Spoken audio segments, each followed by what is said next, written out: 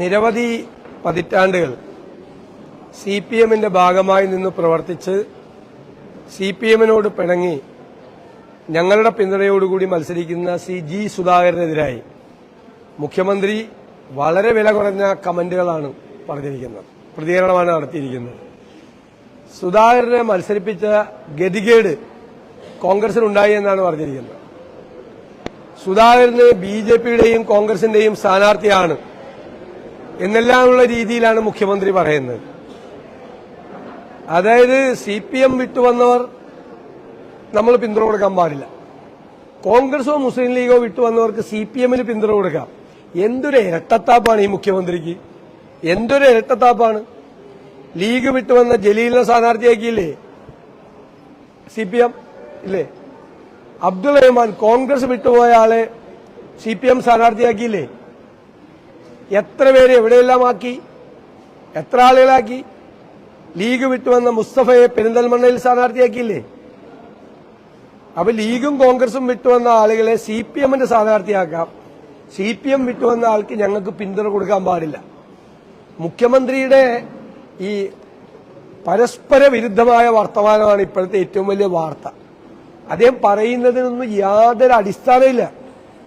സ്വന്തം പാർട്ടി അദ്ദേഹം തന്നെ കോൺഗ്രസും ലീഗും വിട്ടുവന്ന എത്രയോ പേർക്ക് സീറ്റ് കൊടുത്തിട്ട് സിപിഎം വിട്ടുവന്ന ഒരാൾക്ക് ഞങ്ങൾക്ക് സീറ്റ് കൊടുക്കാൻ പാടില്ല എന്ന് പറയുന്നത് എവിടത്തെ ന്യായമാണ്, എവിടത്തെ ന്യായമാണ്?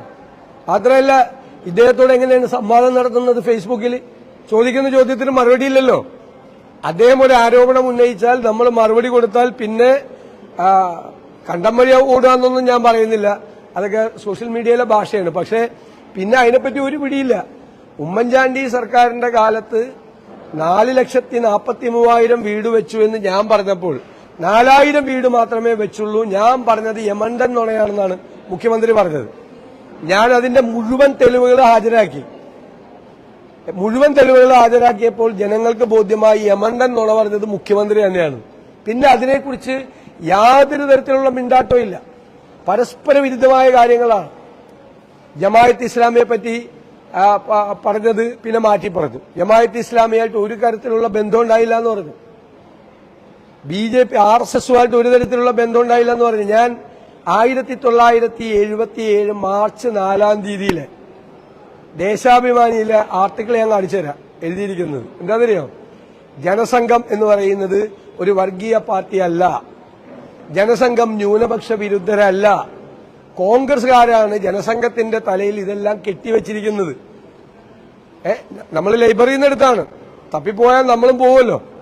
ആ കാലഘട്ടത്തിലാണ്, അതായത് ജനസംഘം എന്ന് പറയുന്നത് ഒരു വർഗീയ പാർട്ടി അല്ലെന്നും അവർക്ക് വർഗീയതയില്ലെന്നും ന്യൂനപക്ഷ വിരുദ്ധരല്ലെന്നും ഇതെല്ലാം കോൺഗ്രസുകാർ മനഃപൂർവ്വം പറഞ്ഞ് അവരുടെ തലയിൽ കെട്ടിവെച്ചതാണെന്നും ലേഖനമാണ് എഡിറ്റോറിയൽ പേജിൽ ദേശാഭിമാനിയില്ല. ഞാൻ ഡേറ്റ് ഇട്ട് തരാം.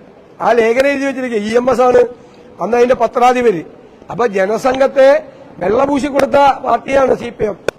എന്നിട്ട് അവരുടെ പിന്തുണയോടുകൂടി ജയിച്ചു വന്ന ആളാണ് ഈ RSSന്റെ പിന്തുണയോടുകൂടി. എന്നിട്ട് നമ്മളെ ഇപ്പോൾ മതേതരത്വത്തിന് ക്ലാസ് എടുക്കാൻ വേണ്ടിയിട്ട് നമുക്ക് വരികയാണ് അദ്ദേഹം. ഇതെല്ലാം ഇവരുടെ ചരിത്രം ഇതാണ്. ഇപ്പൊ വെൽഫെയർ പാർട്ടി നമ്മളെ പിന്തുണച്ചപ്പോൾ ബഹളമുണ്ടാക്കിയ സിപിഎം ഇപ്പൊ PDPയും SCPയെയും പിന്തുണച്ചപ്പോ എന്താ പറയുന്നത്? ഞങ്ങളെ പിന്തുണച്ച് ഞങ്ങൾക്ക് എന്ത് ചെയ്യാൻ പറ്റുമെന്ന്. എന്തൊരു ഇരട്ടത്താപ്പാണ്, എന്തൊരു കാപട്യമാണ്. അതാണിപ്പോ വെളിവായിരിക്കുന്നത് മുഖ്യമന്ത്രിയുടെ. അതുകൊണ്ടാണ് മുഖ്യമന്ത്രി സംവാദത്തിന് വരാത്തത്. സംവാദത്തിനൊന്നും ഞാൻ ഇതൊക്കെ ചോദിക്കുന്ന അദ്ദേഹത്തിന് നന്നായിട്ട് അറിയാം. അപ്പോ സംവാദം പിറ്റേ ദിവസം ഫേസ്ബുക്കിൽ വേറെന്തെങ്കിലും പറഞ്ഞാൽ പോരല്ലോ. നേരിട്ടുള്ള സംവാദമാകുമ്പോൾ അത് അപ്പം തന്നെ മറുപടി പറയണ്ടേ? ഞാൻ സംവാദത്തിന് റെഡിയായത് അദ്ദേഹം പറയുന്ന മുഴുവൻ കാര്യങ്ങളും പൊളിച്ചടുക്കി കൊടുക്കാൻ പറ്റുമെന്ന് എനിക്ക് ഉത്തമ വിശ്വാസം ഉള്ളതുകൊണ്ടാണ്, ആത്മവിശ്വാസം ഉള്ളതുകൊണ്ടാണ് ഞാൻ അദ്ദേഹത്തെ നേരിട്ട് സംവാദത്തിന് തയ്യാറാണെന്ന് പറഞ്ഞത്. ഫേസ്ബുക്കിലുള്ള സംവാദത്തിന്റെ കുഴപ്പം അപ്പൊ ചോദിക്കുന്ന ചോദ്യമല്ല പിറ്റേ ദിവസം മറുപടി പറയണത്. പിറ്റേ ദിവസം ഫേസ്ബുക്കിൽ വേറെ ഏതോ വിഷയമാണ് ഇടുന്നത്. എല്ലാത്തിനും മറുപടി പറയാൻ ഞങ്ങൾ തയ്യാറാണ്.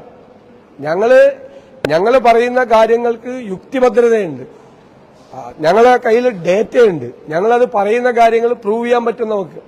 ഞാൻ പറഞ്ഞല്ലോ 4,43,000 വീടെന്ന് ഞാൻ അന്തരീക്ഷത്തിൽ നിന്ന് എടുത്തിട്ടുള്ള ഒരു കണക്ക് പറഞ്ഞല്ലോ.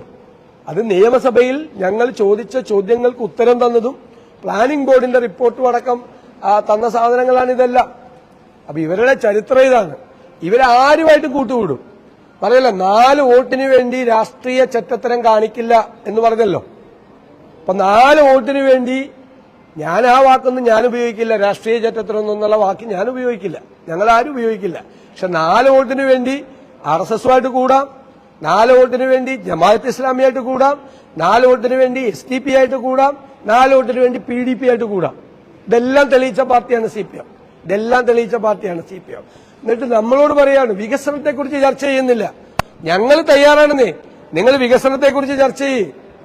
വിഴിഞ്ഞം തുറമുഖം തൊട്ട് തുടങ്ങാം. നിങ്ങൾക്ക് എന്ത് പങ്കാളുള്ളത് വിഴിഞ്ഞം തുറമുഖത്തിൽ? വിഴിഞ്ഞം തുറമുഖത്തിന്റെ എഗ്രിമെന്റിൽ ഉമ്മൻചാണ്ടി കൊണ്ടുവന്നതാണ് വിഴിഞ്ഞം തുറമുഖം. അപ്പൊ 6000 കോടി രൂപയുടെ റിയൽ എസ്റ്റേറ്റ് ആണെന്നും തട്ടിപ്പാണെന്നും കടൽ കൊള്ളയാണെന്നും പ്രചരണം നടത്തിയ ആളുകളാണ് ഇപ്പൊ അതിന്റെ ക്രെഡിറ്റ് എടുക്കുന്നത്. ആ എഗ്രിമെന്റിന്റെ അകത്ത് ഗവൺമെന്റ് ചെയ്യേണ്ട കാര്യങ്ങൾ പറയുന്നുണ്ട്. റെയിൽ കണക്ടിവിറ്റി വേണം, റോഡ് കണക്ടിവിറ്റി വേണം. ഒരു ചുക്കും ചെയ്തില്ല, ഒന്നും ചെയ്തില്ല. ഈ ഗവൺമെന്റ്, ഈ LDF ഗവൺമെന്റ് ഒന്നും ചെയ്തില്ല വിഴിഞ്ഞത്ത്. ഗവൺമെന്റ് അവരുമായിട്ടുള്ള എഗ്രിമെന്റിന്റെ അകത്ത് ഗവൺമെന്റിന്റെ കമ്മിറ്റ്മെന്റ്സ് ഉണ്ട്. അതൊന്നും ചെയ്യാതെ ഉമ്മൻചാണ്ടി കൊണ്ടുവന്ന ഈ വിഴിഞ്ഞം തുറമുഖം ഞങ്ങളുടേതാണ് എന്ന് പറയുന്ന അവകാശവാദം, എട്ടുകാലി മമ്മൂഞ്ഞിനെ പോലെ ഉള്ള ഒരു അവകാശവാദമാണത്. അതുപോലെ തന്നെ ഞാൻ പറഞ്ഞല്ലോ, ഗെയിൽ പൈപ്പ് ലൈൻ ഞങ്ങൾ പൂർത്തിയാക്കി. ഞങ്ങൾ ഗെയിൽ പൈപ്പ് ലൈൻ ഇടുമ്പോ അത് ഭൂമിക്കടിയിൽ ഒളിപ്പിച്ചു വെച്ച ബോംബാണെന്ന് പറഞ്ഞ ആള് ഇവിടെ വ്യവസായ മന്ത്രിയായിട്ടിരിക്കുക. മനസ്സിലായ? കൊച്ചി മെട്രോ ഞങ്ങൾ കൊണ്ടുവന്നാണ്. കൊച്ചി മെട്രോക്കെതിരെ സമരം ചെയ്ത ആളുകളാണ് ഇവര്. ഏത് വികസനത്തിനാണ് അനുകൂലമായി നിന്നത്? എല്ലാ പ്രധാനപ്പെട്ട വികസന പരിപാടികളും ഏത് പ്രോജക്റ്റാണ് ഇവർ കൊണ്ടുവന്നിരിക്കുന്നത്? ഒന്നും കൊണ്ടുവന്നിട്ടില്ല. അപ്പൊ വികസനത്തെ പറ്റിയാണെങ്കിൽ വികസനത്തെ പറ്റി ഞങ്ങൾ ചർച്ച ചെയ്യാൻ തയ്യാറാണ്. ശബരിമലയിലെ സ്വർണ്ണക്കൊള്ളയെക്കുറിച്ചാണെങ്കിൽ സ്വർണ്ണക്കൊള്ളയെക്കുറിച്ച് ഞങ്ങൾ ചർച്ച ചെയ്യാൻ തയ്യാറാ. എന്താ സംശയം? ഏത് വിഷയവും ഡീലിനെ പറ്റിയാണെങ്കിൽ ഡീലിനെ പറ്റിയാവാം. ഇപ്പൊ എല്ലാവരുമായിട്ട് ഡീലാണ്. എങ്ങനെയെങ്കിലും ഏതെങ്കിലും 4 വോട്ട് കിട്ടാൻ വേണ്ടി മറ്റത് ചെയ്യില്ല എന്ന് പറഞ്ഞ ആളുകൾ 4 വോട്ട് കിട്ടാൻ വേണ്ടി എന്തും ചെയ്യും, എന്തും മടിക്കാത്തതാണെന്ന് തെളിയിച്ചിരിക്കുക. അതാണ് സംഭവം. അതെ,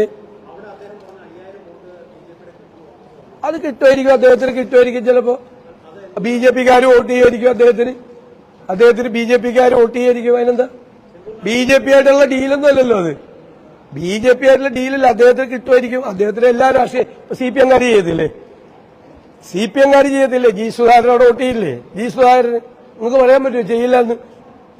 അവിടെ ഏറ്റവും കൂടുതൽ വോട്ട് അദ്ദേഹത്തിന് കിട്ടാൻ പോകുന്നത് UDF കഴിഞ്ഞാൽ പിന്നെ കിട്ടാൻ പോകുന്നത് CPM-ന്റെ വോട്ടാണ് അദ്ദേഹത്തിന് കിട്ടാൻ പോകുന്നത്. സംശയം വല്ലതും ഉണ്ടോ? ഇവരെക്കാളൊക്കെ വലിയ നേതാവ് അദ്ദേഹം.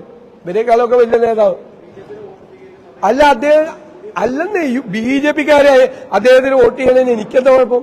BJPക്കാർ വോട്ട് ചെയ്യും, CPM-കാർ വോട്ട് ചെയ്യും, കോൺഗ്രസ്സുകാർ വോട്ട് ചെയ്യും, UDF-കാർ വോട്ട് ചെയ്യും, എല്ലാവരും വോട്ട് ചെയ്യും അദ്ദേഹത്തിന്. അദ്ദേഹം ഇൻഡിപെൻഡന്റ് ആയിട്ട് നിൽക്കല്ലേ, അദ്ദേഹത്തിന് എല്ലാവരും വോട്ട് ചെയ്യും. അതിനെന്താ കുഴപ്പം? ഞാനൊരു കാര്യം ചോദിക്കട്ടെ.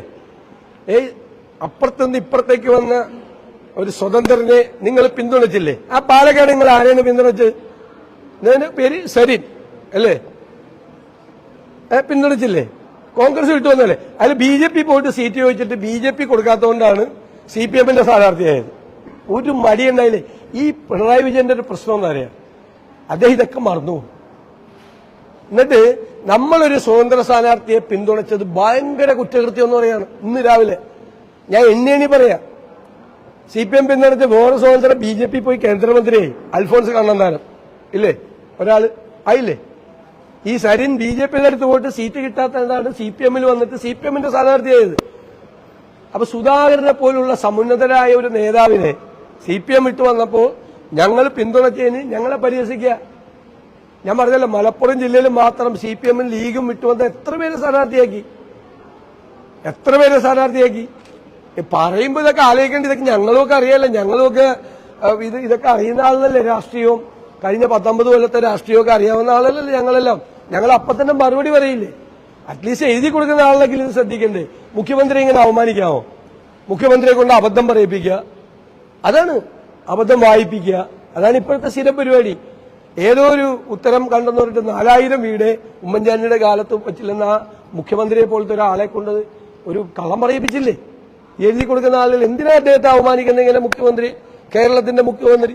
ഒന്നാമത് ഞങ്ങൾ തെരഞ്ഞെടുപ്പ് കാലമാണ് പുള്ളി പറഞ്ഞത്. അപ്പൊ തന്നെ ഞങ്ങളുടെ ഇതെല്ലാം ഉണ്ട്, എല്ലാ റെക്കോർഡ്സും ഉണ്ട്. ആ ഡോക്യുമെന്റ് തെറ്റാണെന്ന്. അത് പറഞ്ഞ എന്താണ്? മുഖ്യമന്ത്രി നേരിട്ട് ചെയ്ത വീടുകളാണ്. അപ്പൊ നിങ്ങളും പറയുന്നത് 4000 വീടാന്ന്. ഞാൻ നിങ്ങൾക്ക് തന്നല്ലോ, ഷീറ്റ് തന്നല്ലോ. AK ബാലനും KT ജലീലും പിണറായി മന്ത്രിസഭയിലെ പട്ടികജാതി പട്ടികവർഗ വികസന പിന്നോക്ക വികസന മന്ത്രിയായ AK ബാലൻ നിയമസഭയിൽ നൽകിയ ഉത്തരം തന്നല്ലോ. എത്ര വീടുണ്ടെന്ന് കണ്ടല്ലോ. പ്ലസ് തദ്ദേശ സ്വയംഭരണ വകുപ്പ് മന്ത്രി KT ജലീൽ ഉമ്മൻചാണ്ടിയുടെ കാലത്ത് എത്ര വീട് വെച്ചെന്ന് തന്ന കണക്ക് കണ്ടല്ലോ. എന്നിട്ട് നാളാവില്ല 4000 വീടാ. 4000 വീട് ആ കാലത്ത്. അന്ന് വായിച്ചു നോക്കാൻ പറ. ഇത് ഞാൻ നിയമസഭയിൽ പറഞ്ഞതാണ്. നിയമസഭയിൽ പറഞ്ഞപ്പോ മിണ്ടിയിലല്ലോ മുഖ്യമന്ത്രി, മറുപടി പറഞ്ഞില്ല. ഈ എഴുതി കൊടുക്കുന്ന ആളുകളാണ് അദ്ദേഹത്തെ ഇങ്ങനെ കളിപ്പിക്കുന്നത്. നമ്മുടെ ആരെങ്കിലും ആണെന്ന് എനിക്ക് സംശയമുണ്ട്. പുള്ളി എങ്ങനെ കളിപ്പിക്കുന്നത്? അവിടെ ഈ എഴുതി കൊടുക്കണം. അവിടെ ആരെങ്കിലും ഒളിച്ചു കയറി വല്ല ആരെങ്കിലും കയറിയിട്ട് എന്തൊക്കെയാണ് പാവത്തിനെ കൊണ്ട് പറയിപ്പിക്കണത്? എനിക്ക് സംശയമുണ്ട്. നമ്മുടെ ആരെങ്കിലും കയറിയിട്ട് പുള്ളിയെ വലയ്ക്കാൻ വേണ്ടിയിട്ട് കയറിയാണ്. ഞാൻ അന്വേഷിക്കാം ഉറപ്പായിട്ട്.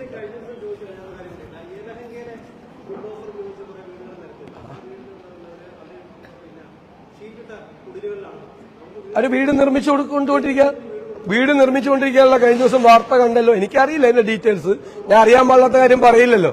വാർത്ത കഴിഞ്ഞ ദിവസം കണ്ടു, അവരുടെ വീട് നിർമ്മാണം പൂർത്തിയായെന്നും പറഞ്ഞൊരു വാർത്ത കഴിഞ്ഞ ദിവസം കണ്ടു. എനിക്കറിയില്ല. എനിക്ക് അറിയാത്ത കാര്യം ഞാൻ പറയില്ല. കൈരളി മാത്രമേ ചോദിച്ചുകൊണ്ടിരിക്കുന്നുള്ളൂ. വേറെ ആർക്കും ചോദ്യമില്ലേ? എന്നെ പ്രയോജനിക്കാൻ വേണ്ടിയാണ്. ചോദിച്ചോ. അല്ല, മര്യാദയ്ക്കായി ചോദിക്കണം. നല്ല ചോദ്യങ്ങളാ, ചോദിച്ചോ.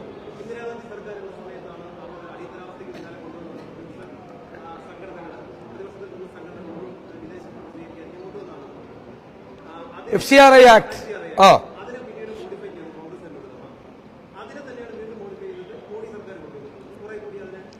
ആണോ? അപ്പൊ മോഡി സർക്കാർ പിന്തുണ കൊടുക്കണോ? ഒന്നുമില്ല. ഇതൊക്കെ വെറുതെയുള്ള പുതിയ കഥകളാണ്. FCRI ആക്ട് എന്ന് പറഞ്ഞാൽ അങ്ങനത്തെ ഒരു ആക്ട് വേണം. കാരണം വിദേശ പണം ഇങ്ങോട്ട് വരുന്നതിന് നിയന്ത്രണം വേണം. FCRI റെഗുലേഷൻസ് ഉണ്ട്. ആ റെഗുലേഷൻസ് അനുസരിച്ച് പണം വന്നില്ലെങ്കിൽ തെറ്റായ രീതിയിൽ തീവ്രവാദ പ്രവർത്തനത്തിനും മറ്റു കാര്യങ്ങൾക്കൊക്കെ പണം വരും. അതുകൊണ്ട് വളരെ സ്ട്രിക്റ്റ് ആയിട്ടുള്ളൊരു നിയമമാണത്. ഇപ്പൊ ചെയ്യാൻ പോണതെന്ന് വെച്ചാൽ അതൊന്നുമല്ല. നിങ്ങൾ അതിനെ ലഘുവാക്കണ്ട. ഇപ്പൊ ചെയ്യാൻ പോണത് ഗവൺമെന്റിന് വേണമെങ്കിൽ ലൈസൻസ് പുതുക്കി കൊടുക്കാതിരിക്കാം. പുതുക്കി കൊടുക്കാതിരുന്നു കഴിഞ്ഞാൽ അവർക്ക് വേണമെങ്കിൽ ആ കമ്മ്യൂണിറ്റിയുടെ ആരാധനാലയങ്ങൾ ടേക്ക് ഓവർ ചെയ്യാം. അവരുടെ വസ്തുവകകൾ ടേക്ക് ഓവർ ചെയ്യാം. അവർ പണിത സ്കൂള് ടേക്ക് ഓവർ ചെയ്യുക. അവർ പണിത കോളേജ് ടേക്ക് ഓവർ ചെയ്യുക.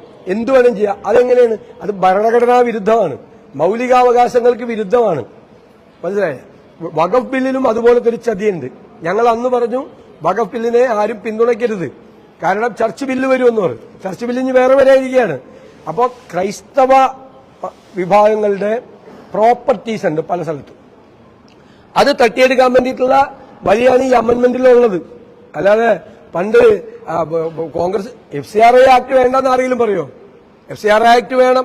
കാരണം മറ്റാവശ്യമില്ലാത്ത ജീവകാരുണ്യ പ്രവർത്തനത്തിന് തന്നെയാണോ ഈ പണം കൊണ്ടുവരണമെന്ന് പരിശോധിക്കണം ഉറപ്പായിട്ടും. FCRI ആക്ട് നിർബന്ധമായിട്ട് വേണം. പക്ഷെ ഇപ്പൊ കൊണ്ടുവന്നിരിക്കുന്ന അമെന്റ്മെന്റിനാണ് എതിര്. ഇല്ലെങ്കിൽ വേറെ ഏതെങ്കിലും തരത്തിൽ വേറെ എന്തെല്ലാം കാര്യത്തിന് വിദേശത്ത് പണം വരും. അപ്പൊ വിദേശത്ത് പണം വരുമ്പോൾ ഗവൺമെന്റ് അറിയണം ഏത് കാര്യത്തിലാണ് വരുന്നത്. ഗവൺമെന്റിന്റെ ഒരു ഏജൻസി അത് അന്വേഷിക്കണം, കാര്യങ്ങൾ അന്വേഷിക്കണം. ഇതല്ല. ഇതിന്റെ അകത്തെ പ്രൊവിഷനില്ലേ? ഒരു ലൈസൻസ് പുതുക്കി കൊടുക്കാതിരുന്നിട്ട് ഒരു പള്ളി വേണമെങ്കിൽ ഏറ്റെടുക്കാം ഗവൺമെന്റിന്. അവർ തുടങ്ങിയിരിക്കുന്ന സ്കൂളോ കോളേജോ ഏറ്റെടുക്കാം, ഗവൺമെന്റിന്റെ ആവും. ഇവരെന്ന് പോയി. അത് അവരുടെ മൌലികാവകാശത്തിന്മേലുള്ള കടന്നുകയറ്റമാണ്. അതിനെ കോൺഗ്രസ് അതിശക്തിയായി എതിർക്കും ഉറപ്പായി, പാർലമെന്റിലും പുറത്തും.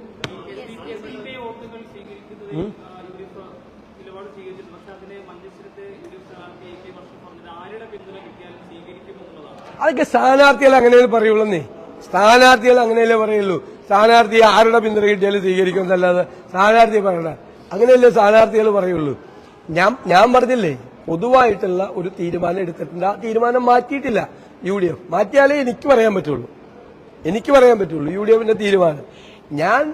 നിങ്ങൾ അതിലാണോ വാർത്ത വെൽഫെയർ പാർട്ടി ഞങ്ങളെ പിന്തുണച്ചപ്പോൾ ബഹളമുണ്ടാക്കിയ, ഒച്ചപ്പാടുണ്ടാക്കിയ മുഖ്യമന്ത്രി പിണറായി വിജയനും CPM നേതാക്കന്മാരും SDPI CPMന് പിന്തുണ പ്രഖ്യാപിച്ചപ്പോൾ എന്താണ് മിണ്ടാത്തത്? PDP പിന്തുണ പ്രഖ്യാപിച്ചപ്പോൾ എന്താ മിണ്ടാത്തത്?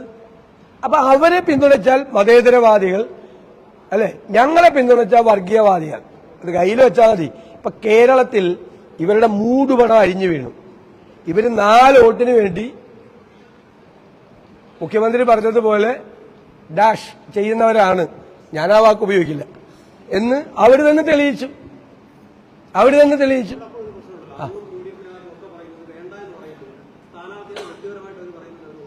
അല്ല, അതിലൊന്നും കാര്യമൊന്നുമില്ല. ഇപ്പൊ എനിക്കെതിരെ സ്ഥാനാർത്ഥി ഉണ്ടല്ലോ, CPIയുടെ സ്ഥാനാർത്ഥിയുണ്ട്. CPM നിർബന്ധിച്ച് നിർത്തിയിരിക്കുക. CPM-ആയിട്ട് ധാരണയാണ് SDPI. നിർത്തിയിരിക്കും. ഞാൻ പറഞ്ഞ് നിർത്തിക്കോളാം. എന്താ നമുക്ക് നിന്നാലെന്താ? ഞാൻ അയാളെ വിളിച്ചോ അവരെ വിളിച്ചൊന്നുമില്ലല്ലോ, അയാളെ മാറ്റിത്തരണമെന്ന് പറഞ്ഞു.